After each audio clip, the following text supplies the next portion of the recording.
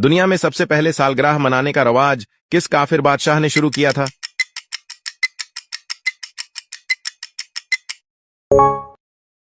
फिरौन ने।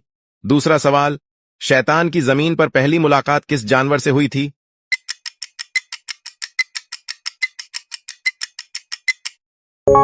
मछली से।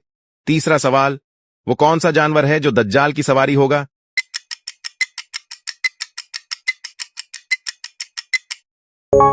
गधा।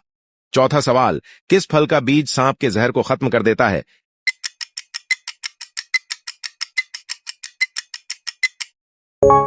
इमली का बीज। पांचवां सवाल, वो कौन सा जानवर है जिसका गोश्त खाने से वुजू टूट जाता है?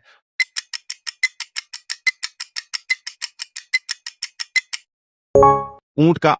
आखिरी सवाल, आपके लिए पाकिस्तान का सबसे बड़ा एयरपोर्ट कहां पर है? इसका जवाब आप कमेंट में दें।